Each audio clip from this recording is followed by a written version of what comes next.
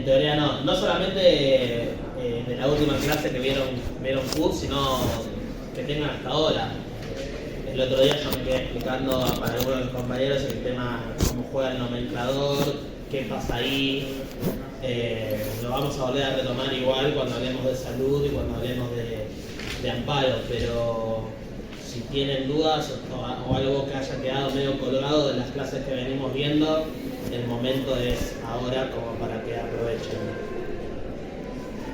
¿No? No, está todo controlado. ¿Vamos? Cuando tengamos la pregunta del examen ahí. Pero ahí no te va a poder responder. Ahí te voy a saber si Tenés tengo duda o no. aprovechar ahora porque ahí no te voy a poder responder. Ahí te voy a saber si tengo duda o no. Bien. Ok. Bueno.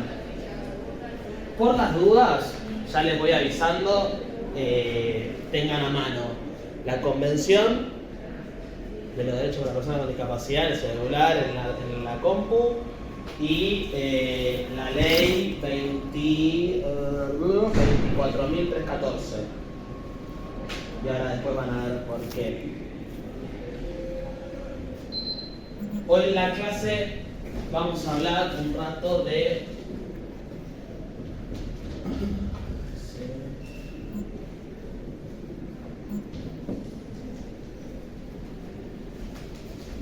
accesibilidad. ¿Puedo cerrar la cosa? Sí, obvio.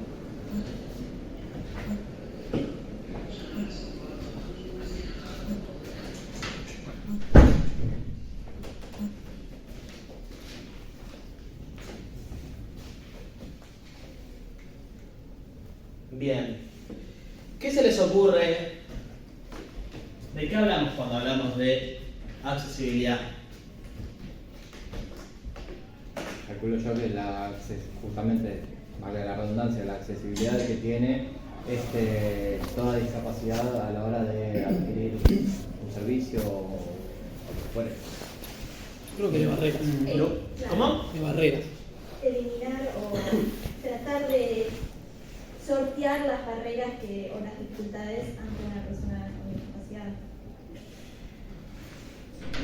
Bien, pero siempre que hablemos de discapacidad va de suyo que vamos a hablar de barreras, porque aparte el término, las barreras forman parte del término discapacidad.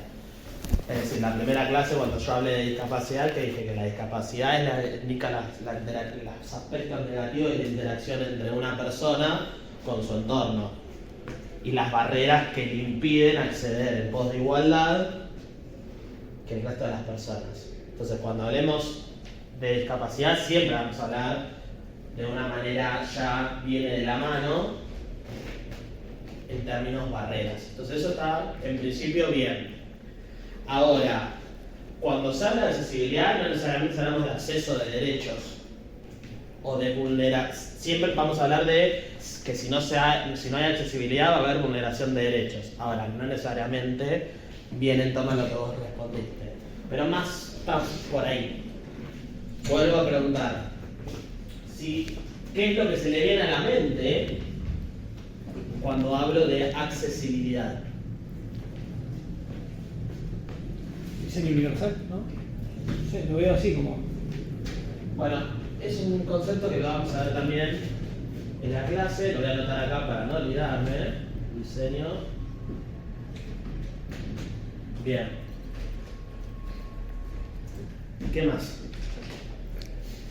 Medidas que tiene que promover el Estado, por lo menos por lo que decía la convención por arriba, para hacer que la condición que tiene determinada persona no le dificulte el entorno, etc., con la conexión con el entorno y desenvolverse como una persona sin una condición determinada, no solo físicamente como un escalón, sino también en todo lo que es educación, accesibilidad a trámites, un juicio, un escrito, un fallo judicial, que ahora se hablaba de lectura accesible y había como medio un Fallo de lectura simple. Eso, lectura simple, como y había como una polémica de no, porque desvirtúa así un poco lo que dice el fallo y medio que no sé si se implementó todavía. los fallos de lectura Sí. simple están hace años. Ah, no sabía. Las hembras de Brasilia, que también después lo vamos a hablar. Claro, bueno, Por ahí había... por ahí no en esta clase, no recuerdo si tenía una clase de hembras de Brasilia, sino después lo sobrevolamos por arriba. Buenas. Claro. Bueno, supongo que eso entraría también. En fin, todo ese combo, digamos, para que... Bien. ¿Qué más? ¿A alguien se le ocurre algo más? A mí se me ocurre algo parecido con respecto al entorno, porque esta accesibilidad se refiere también a la facilidad para la persona con discapacidad a rodearse de un entorno favorable según su condición. Bien. Bueno, viene de la mano, todos estuvieron cerca, viene de la mano de lo que están diciendo todos. Es decir, cuando hablamos de accesibilidad, a ver, es la manera en la cual es el dispositivo jurídico que encontraron el legislador, en este caso los que hicieron la convención, ahora vamos a ver por qué, para empezar a delinear qué cuestiones se tienen que hacer para que las personas con discapacidad, por ejemplo, como el caso de Juan, que tiene vos tenés una discapacidad Silla de ruedas, claro. Silla de ruedas, Hay una rampa en la facu. puedas, exacto, a eso se llama con accesibilidad, es decir, Físico, ¿cómo? accesibilidad física sería. No, porque podrías también hablar de accesibilidad con un fallo de lectura fácil, o podrías hablar de accesibilidad por mecanismos tecnológicos, diseño universal o ajustes razonables para que, por ejemplo, ayer fui a dar clases en enfoque y salió el caso de Stephen Hawking. Todos me preguntaban de Stephen Hawking qué era el tipo de discapacidad que tenía, porque ellos no entendían cómo un tipo que está en silla de ruedas, que no puede hablar y que habla a través de la máquina, y no sabían, bueno, Stephen Hawking tenía una discapacidad en principio motriz y después tenía una enfermedad neurodegenerativa. Pero desde el punto de vista cognitivo estaba en tiempo y espacio y aparte el tipo era un genio. O sea, podía expresar su voluntad, entonces no tenía ninguna afectación en su sistema cognitivo o en su sistema mental. Por eso no tiene discapacidad ni mental ni intelectual. ¿Se entiende? Sí. Ahora, el mecanismo por el cual el sistema del habla, por el cual hablaba Stephen Hawking, que puede ser un dispositivo que sea un ajuste razonable que forme parte de lo que es la accesibilidad informática. Nosotros, cuando hablamos de accesibilidad, engloba, pero tiene que ver con cuando la persona con discapacidad no puede, volvemos a lo mismo, en el entorno, por ejemplo, contextual, en el entorno facial, lo que es la vida pública, lo que es los edificios, en lo que es... Sí, Sería la identificación de barreras y la consecuente medida de apoyo, o sea, totalmente. Entonces, ¿cómo logramos que haya accesibilidad? Es lo que dijiste vos, eliminando barreras. Si yo elimino la barrera, es accesible. Exacto. por ejemplo, como dijo Juan, la Facultad de Derecho en el 49 cuando se creó, se construyó, ¿ustedes piensan que había rampa? No, porque en ese momento no se pensó el hecho de la rampa, el hecho del ascensor, el hecho del baño para personas con discapacidad. Mi tío quiso cursar y aguantó un año que lo suban la escalinata y lo baja en la escalinata y dejó. Había tenido polio y se cansó. En su momento no se pensó en eso, entonces no había accesibilidad. Pero ustedes piensen que no pasa solamente en lo que es la Facultad de Derecho, pasa hoy en día, ¿cómo va? Pasa hoy en día en distintos espacios. Se entiende como un proceso, ¿no? Claro, es que a medida que fueron ampliándose los derechos y se fueron más que ampliándose, reconociéndose. Y reconociendo barreras, porque tal vez hay barreras que todavía no. Porque ustedes piensen que, así como hablé en la primera clase, hay un desarrollo histórico a través de lo que es la evolución del término de la discapacidad. Antes de los 80 ni se pensaba en esto. No se concebía la manera, o sea, no estaba en boga el tema, no era un tema que fuera una agenda. Si hoy está poco en agenda, imagínense en ese momento. Entonces, todavía queda un montón por hacer, porque Por ejemplo, hoy en día vos en una capital federal, corregime Sofi si me equivoco, no podrías hacer un edificio si no pones accesibilidad. O sea, no te autorizan el plano. No te aprueban los planos. No te aprueban los planos para vos poder construir antes. Y hoy en día hay todavía edificios que no tienen. No solamente hablo de edificios privados, hablo de edificios públicos. Hay juzgados que no tienen accesibilidad para que si un abogado está en silla de ruedas pueda procurar si tuviera que ir o si tuviera que hacer una audiencia. No hay ascensores, los ascensores no andan. ¿Y qué se hace en ese caso? ¿Qué se hace en ese caso? Bueno, lo vamos a ver en la final de la clase, van a leer un fallo sobre eso, que está en el libro blanco. ¿Qué se hace en ese caso? ¿En qué caso? Supongamos que hay... En los casos que haya un abogado en silla de No, te voy a ruedas. poner un caso práctico. Y ahora seguimos con accesibilidad, que igual esto es parte de la clase. Tuvimos un caso en el patrocinio de un señor, Portilla, su apellido. Sofi como alumna lo padeció y yo como tutor también lo padecí, pobre. No por nada, sino porque era bastante heavy el señor, pero al margen de eso, nota al pie, de color, tenía una discapacidad motriz porque le habían tenido que cortar media pierna y tenía una órtesis. Andaba con muletas y después le pasó que le cortaron la otra. Entonces estaba que no podía, según sus dichos, acceder al lugar donde vivía. Eso por un lado. También estaba lo que no nos dijo, que nos fuimos dando cuenta después, cuando ya habíamos iniciado el amparo. ¿Cómo que se hace? Se hace un amparo. Cuando ya habíamos homologado el acuerdo, porque el consorcio había querido cerrar el proceso, después tenía un montón de problemas con los vecinos que le hacían cualquier cuestión de maldad, como dejarle abierta la puerta del ascensor para que no pueda subir, pintarle la reserva en la calle para su vehículo, por ahí le sacaban el cartel. Bueno. Ahora, ¿qué se hace? Se hace un amparo. O sea, vos podés hacer un amparo por accesibilidad. Claro, no, pero yo me refería al caso de, por ejemplo, si es un abogado que va a uno de estos lugares públicos y no puede procurar o lo que fuere porque no anda el ascensor, no entra la silla de ruedas en el ascensor, supongamos que el abogado está en silla de ruedas. ¿Qué se hace en ese caso? Si tiene que... Pero un amparo lleva tiempo. No, en el momento de pedís que te suban por la escalera No, o que bajes. Eso es en el momento. Claro. No, que estás en el momento y alguien te va a ayudar a subir, como pasa, por ejemplo, que ya me estoy adentrando en la clase, pero bien vale la aclaración, como pasa en el bondi. Sí. Cuando una persona en silla de ruedas tiene que subir al bondi, alguien tiene que bajarle la rampa y ayudarla a subir, no va a poder subir. Si anda la rampa. Si anda la rampa, si no anda la rampa, vamos. Si no te rompen la silla subiéndote por agarrarla de donde no tienen que agarrar. También. Pasa eso. Y el subte peor, ¿no? Y en el subte es peor. Sí. Y en el subte es peor. Porque el subte no está adaptado. Claro. Cuando se habla de accesibilidad, se habla de eliminación. ¿Cómo se logra la accesibilidad? Eliminando obstáculos y eliminando barreras. ¿Cómo se elimina barreras? Y se pasan los obstáculos adaptando la realidad para que todos podamos utilizarla. Por eso, diseño universal. Va todo de la mano. ¿Estamos hasta acá?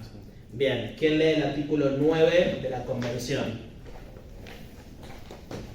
Perdón, me varié con algo. Sí. Obstáculo y barrera es sinónimo. Sí.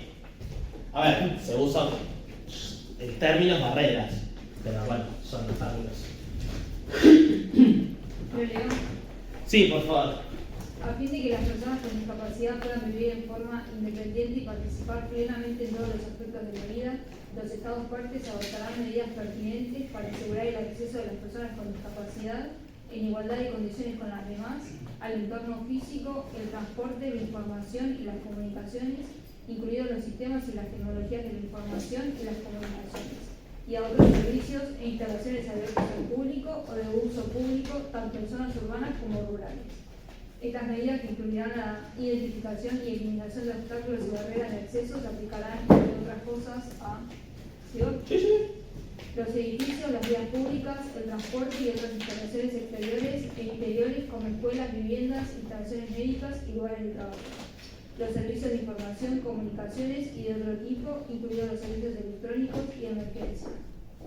Los Estados partes también adoptarán las medidas pertinentes para desarrollar, promulgar y supervisar la aplicación de normas mínimas y directrices sobre la accesibilidad de las instalaciones y los servicios abiertos al público o de uso público.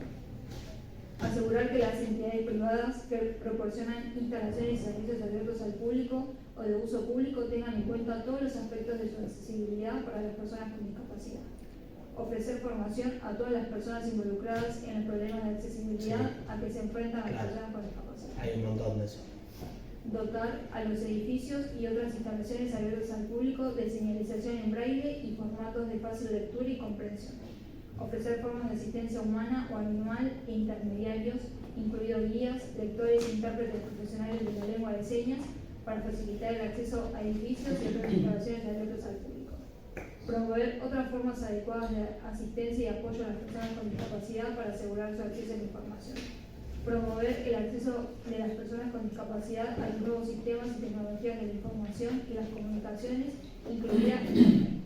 Por último, promover el diseño, el desarrollo, la producción y la distribución de sistemas y tecnologías de la información y las comunicaciones accesibles en una etapa temprana, a fin de que estos sistemas y tecnologías sean accesibles al menor costo. Bien. Este es el marco teórico, lo principal que está de la convención, que es accesibilidad. O sea, cuando hablen de accesibilidad, tienen que ir al artículo 9 de la convención y empezar a desmenuzarlo. Eso como punto de partida. ¿Por qué? Porque después de lo que fuimos hablando hasta ahora, ¿para qué creen que es la accesibilidad ahora que ya vimos hasta ahora el artículo 9? ¿Qué tiende a qué? Eliminar barreras. ¿Cómo? Eliminar barreras. A eliminar barreras y por consiguiente a lograr que la persona con discapacidad tenga una vida plena, pueda desarrollar su vida plena. Acá ya no estamos hablando solamente de lo que es una prestación o de lo que es un beneficio por tener un CUD o de lo que es, no sé, algo más banal. Estamos hablando de algo que es imprescindible. Que es imprescindible porque hace a la dignidad de la vida de la persona. Y además habla de la información de, de las cosas que hay que hacer. Por supuesto, pero ¿qué quiere decir con esto? Imaginen que si vos no podés desarrollar tu vida cotidiana accediendo a un transporte, accediendo, ¿sí?, a una municipalidad, a una oficina pública, accediendo a un trabajo, no vas a poder desarrollar tu vida. Entonces no es un chiste cuando se habla de accesibilidad, por más que parezca algo, sí, es una rampa, no es una rampa, para vos era una rampa, hay alguien que le solucionás el problema de no poder acceder, le eliminás la barrera por una rampa. ¿Se entiende? Así como hablo de rampa, puedo hablar de un montón de cosas. Puede ser la señalización, puede ser el braille, por ejemplo, esto le cuento un chivo. Hubo un año que en un final del práctico, un alumno habló de accesibilidad y se entrevistó con la arquitecta que diseñó toda la línea H. La línea H, que es la última que se hizo, porque la F la vienen pateando, pero todavía no está la F. La H, que es la última, la diseñaron toda con accesibilidad. Entonces, desde las baldosas, desde la punta de la escalera, ya tienen la señalización de braille. Es decir, un ciego lo que tiene que hacer para empezar a caminar ahí y poder ir con total autonomía es agarrarse de la baranda y ya el braille lo va siguiendo. Lo mismo las baldosas para el andén. ¿Sí? Es la única. Después, a ver, sí, nosotros demandamos al gobierno de la ciudad el patrocinio porque la estación de Palermo no andaba creo que sigue sin andar porque la señora después creo que no sé si desistió o pasó a mejor vida, porque era una señora mayor, pero nosotros le decimos el amparo al gobierno de la ciudad porque en la estación de Palermo, no me acuerdo si era el tren, no andaba el ascensor. Hay estaciones de subte también de la H que no anda el ascensor. Bueno, sin ir más lejos, la de ¿cómo se llama? Ay Dios, la de Palermo, no, la de Plaza Italia. El tren Mitre, Sí. la de que está ahí en Palermo en el se me trabó la lengua. No, es 3 de febrero. La estación 3 de febrero, ahí donde está el hipódromo de Palermo. Esa está sobre Dorrego ahí. Esa no tiene rampa No. para discapacitados, nada. No. Entonces, nada, imaginen lo importante que es para el desarrollo de la vida, porque si no tengo accesibilidad, ¿puedo trabajar No. en el lugar de trabajo? O por ahí sí, pero se te complica hacer otro tráfico.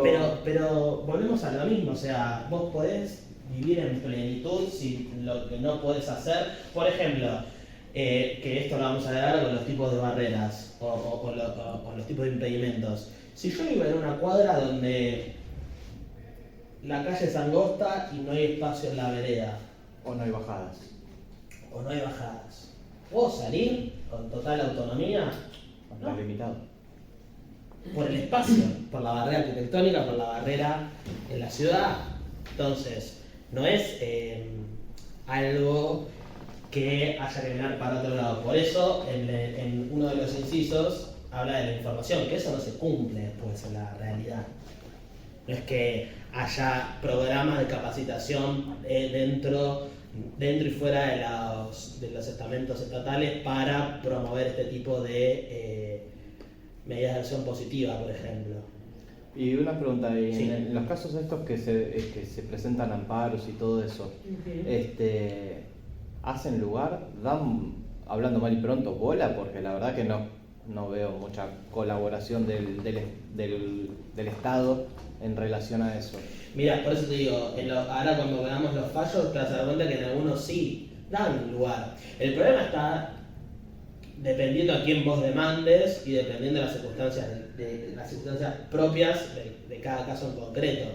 El ejemplo que yo te puedo dar, al margen de los que están en el libro que ahora los vamos a ver, pero el ejemplo que yo te puedo dar del patrocinio, por ejemplo, iniciamos el amparo al consorcio, el consorcio quiso llegar a un acuerdo, hicimos un acuerdo conciliatorio, el tema es que el consorcio estaba en negro. O sea, no existe el consorcio, o sea, el consorcio existe como institución, existe, o sea, tiene su reglamento, ahora pagan las expensas en negro, te pasan la factura, te ponen 1.150 y te lo pasan así por abajo de la puerta. O sea, ¿cómo le ejecuto desde el punto de vista procesal? Yo tengo un acuerdo firmado y conciliado. En tantos meses había que empezar la obra, presentamos los planos, presentamos el presupuesto, un arquitecto que era amigo de una de las docentes hizo todo, nos dio una mano, qué sé yo, listo, está todo muy lindo, fenómeno. No cumplís el acuerdo, ¿a quién ejecuto? A los propietarios. Claro, y al tipo lo matan. Si te estoy diciendo que al tipo lo cagan a palos, literalmente lo cagaron a palos, un hombre de 70 años le sacaron el cartel para prohibir estacionar, le pintaron a Pero eso propósito. ya conlleva otros delitos que de eso acarrea a cada persona. Porque si vos sabés quién te está haciendo eso, lo podés denunciar tranquilamente, Sí. al margen. Por contravención, sí, eso ya estaba, está bien, pero es una contravención. Ni siquiera es punible desde el punto de vista del derecho penal. Me quiero una pistola, señor. ¿Qué? Me quiero una pistola. señor. Claro, o sea, el tipo quería demandar a todos los propietarios, que es la solución que dio la compañía. Yo le dije, sí, fenómeno, ahora te van a matar. Fernando, vos lo querés hacer, yo no me voy a hacer cargo porque te van a matar. O sea, si el consorcio no está constituido, o sea, no tiene fondos porque se maneja todo en negro, y vos querés demandar a todos los propietarios, ya por la rampa, que, a ver, el señor para mí lo necesitaba, Ahora los hijos de puta, los vecinos le decían, son 2 escaloncitos así, sí, no importa. Es de película la situación. Es que vos ves el expediente o lo escuchás al chabón y parece un sketch de Capusotto. O sea, vos decís, el tipo venía, no, un día vino con la camisa toda así porque lo habían fajado. Porque aparte, a ver, el tipo era complejo. O sea, a mí me dijo, qué lindas manos tienes tú. O sea, imagínense. No sé si soy claro. O sea, era un tipo complejo. Era un tipo que si se enojaba te empezaba a cagar a un seguridad acá que lo cagó A muletazos. Claro, no era... Bueno, esa cosa la tiene que jugar como no sé, debería tener alguna también patología, ¿no? Psicológica, pues no es algún comportamiento normal. En ese sentido no puede decir, o no. Está bien, pero yo no es mi función juzgarlo. No, por eso. Pero bueno, hasta el qué lindas manos tienes tú, está todo bien. Cuando a una alumna en pleno invierno les dijo, ustedes no tienen calor, ustedes no tienen frío porque deben tener calor porque son muy jóvenes, bueno, sí, le dimos el baje porque se estaba pasando. Pero eso, a ver, eso no invalida, esto se lo cuento a modo de anécdota, eso no invalida el derecho que se estaba vulnerando, claro. Pero bueno, hay consultantes que no vienen diplomados de Harvard con el patrocinio jurídico porque no podrían entrar porque no aplican. Entonces te encontrás con un montón de realidades totalmente distintas, incluso entre sí. Pero bueno, me refiero a mierda. Vuelvo. Dijimos, hay una cadena de accesibilidad que es el entorno de inicio,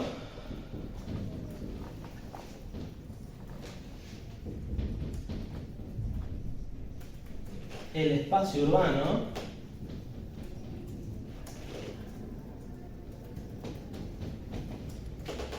y los sistemas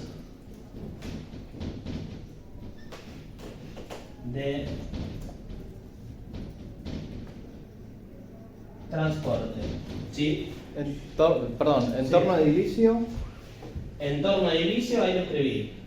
Espacio urbano y sistemas de transporte. Perdón, ¿en torno de qué? Edilicio. Entorno de edilicio, sistemas, espacio urbano y sistemas de transporte.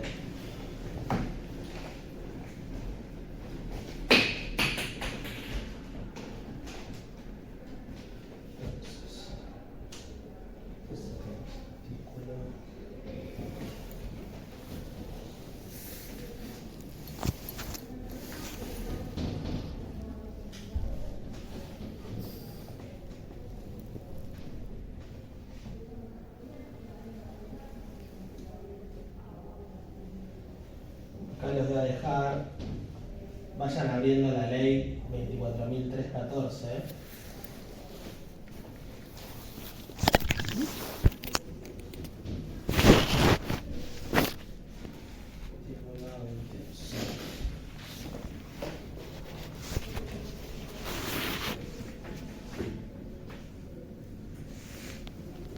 Yo también la voy a, así, la vemos juntos. Bien. ¿Quién lee artículo 20, los primeros 2 párrafos? Es modificatoria de la identidad. Ahí está. Esto es importante por el tema de la cronología. Ustedes piensen cuando estudian lo que es el campo de la discapacidad, las fechas en las cuales se sancionaron las distintas leyes y la convención tiene un fundamento para poder verlo. Porque, por ejemplo, la accesibilidad llega a la convención, como ya le dije en la primera clase, porque Argentina se celebra en el 2006, Argentina la ratifica en el 2008, pero entra al derecho interno y adquiere, en realidad el derecho interno ya entró, adquiere rango constitucional a partir del 2014. pero la ley 24.314, si no me equivoco, es del año 96, 94, y modifica a la 22.431, que es del 81, que es la ley que seguramente vieron en la clase pasada con Caro, porque fue la primera ley en Argentina. Acá el compañero me va a decir, no, fue la del 75. 74, yo con los años soy un queso de memoria, pero bueno, es viernes. La luchó mi tío esa, por eso la tengo tan presente. Y desaparecieron a sus amigos, por eso la tengo presente. Uy, claro, en la mitad de ese grupo está desaparecido. Mal ahí, sí. Bueno, vamos al artículo 20, al principio. ¿Quién lo iba a leer? Bueno, leo. ¿Claro?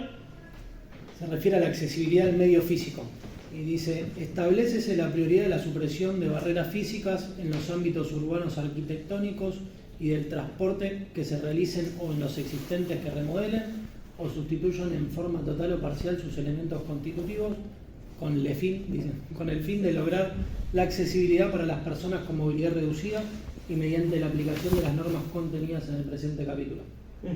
A los fines de la presente ley, entiéndese por accesibilidad la posibilidad de las personas con movilidad reducida de gozar de las adecuadas condiciones de seguridad y autonomía como elemento primordial para el desarrollo de las actividades de la vida diaria sin restricciones derivadas del ámbito físico urbano, arquitectónico o del transporte para su integración y equiparación de oportunidades. Entiéndese por barreras físicas urbanas, las existentes en las vías y espacios libres públicos, a cuya supresión... Sí, hasta ahí. Bien.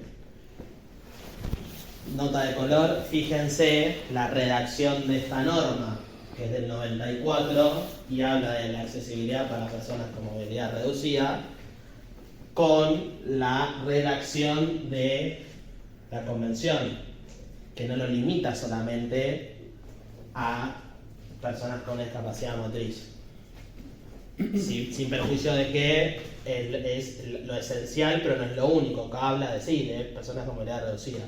Esto se lo digo para que vean los cambios. De hecho, al margen, si ustedes ven la definición de discapacidad del código,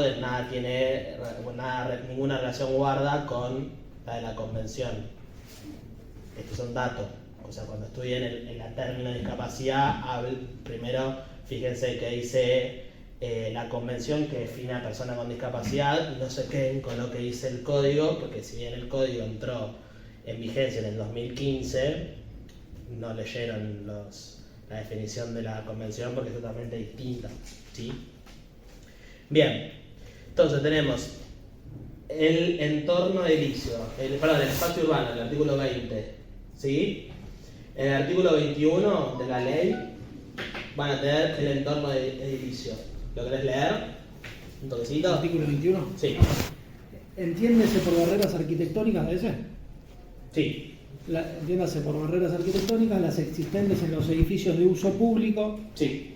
sea su propiedad pública o privada, y en los edificios de vivienda, a cuya supresión tenderá por la observancia de los criterios contenidos en el presente artículo. Bien. Hasta ahí. El resto refuércenlo, porque si no lo vamos a estar leyendo, pero es para que tengan más o menos la idea de dónde buscarlo. Y después el artículo 22, el sistema de transporte, lo esencial.